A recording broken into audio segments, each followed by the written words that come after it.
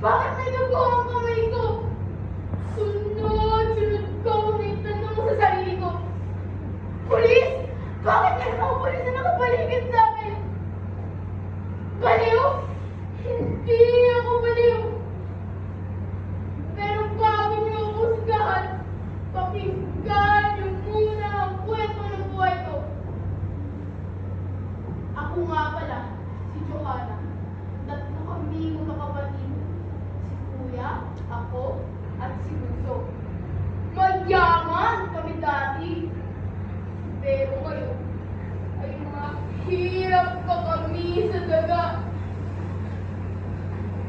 Ang inay ay may sakit.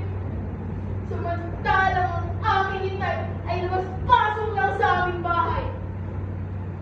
Isang pamilyang magulo. Si Kuya na isang palamunin ng inay ay atin at lasenggo. At si Bunso na hindi ko alam kung ano, wala palagi dahil nahasa ng walang iyakong tatay. Maraming pera si Tay, pero kahit kailan ay hindi niya kami binigyan ng magandang dahilan para umangat sa buhay. Wala sa kukote ng Itay ang pag-aralin kami. Kaya heto ako, isang hamak na katulong na nauwi sa bangungot ang buhay ko. Naalala ko palagi ang inay dati. Magkasama kami naglalaba at namangalansya para lang may pangmatikulang lang iyakong kuya. Bakit ganito ang buhay naming pamilya? Ang gulo, ang hirap. Nang pag-isip-isip ko din, bakit hinahasa ni Tay si Bunso? Ganun na ba talaga kasaklap ang buhay mayroon ako?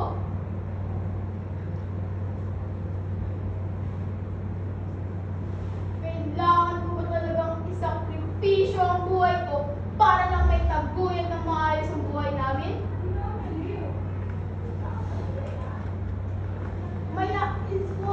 Mayaman daw kami dati, di ba? Pero bakit ngayon ay kasumpa-sumpa ang pamilyang meron ako? Bakit may kuya ako matatawag? Pero kahit kailan ay hindi naging kuya sa amin ni Bunso. May tatay na kami may tuturing.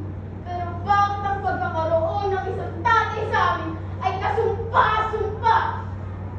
Bakit pinarusahan si Inay ng isang sakit na kung tawagin nila ay brain cancer? Ganun na ba talaga kasaklap ang buhay mayroon ako? Baliw! Anak ng Mads! Yan ang palagi kong narinig mula sa mga taong nakakakilala sa akin. Nagsimula ito isang gabi. Galing ako sa aming kapitbahay, gawa ng pangangalansya, para magkaroon ng pambili ng bigas at gamot ni Inay. Umuwi si Itay na may kasamang babae. Tinanong siya noon ni Inay, sino na naman ba yung kasama mo? Dinig iyon ni Inay, kasabay ng pag-ubo niya. Ngunit hindi ito sinagot ng Itay. Tuloy-tuloy ito sa pagpasok kasama ang isang babae. Tinanong siya ni Inay. Ngunit kitang-kita ko ang ginawa ni Itay sa Inay. Sinampal, siniba at tinadyakan ni Itay si Inay. Hanggang simulan, malay si Inay. Bago iniwan ang aking Itay. Nilabinan ko si Inay. Dumudugo ang ilong ni Inay. Iyog-yog ko siya. Pero hindi sumagot ang kawawa kong nanay. Tila tumigil ang aking mundo nang maramdaman ko hindi na huminga ang aking Inay. Wala akong maisip. Hindi ko alam ang gagawin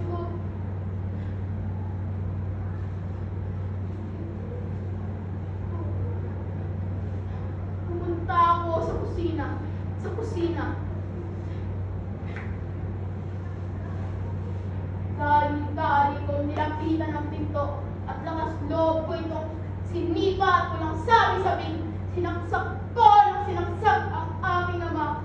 Kita ng aking dalawang mata ang pagkagulat ng babae.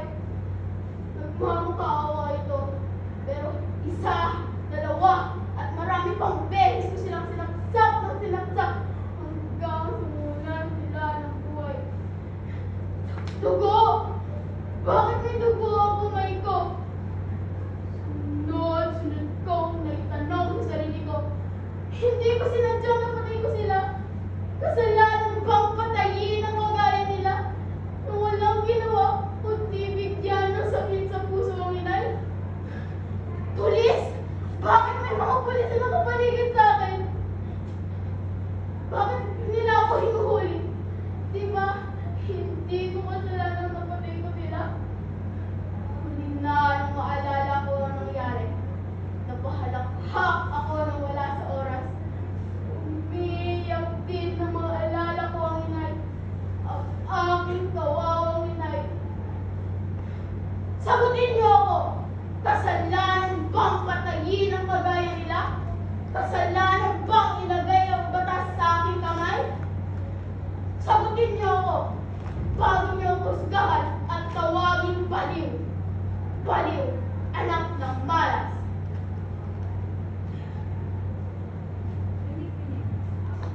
Maraming salamat sa apat na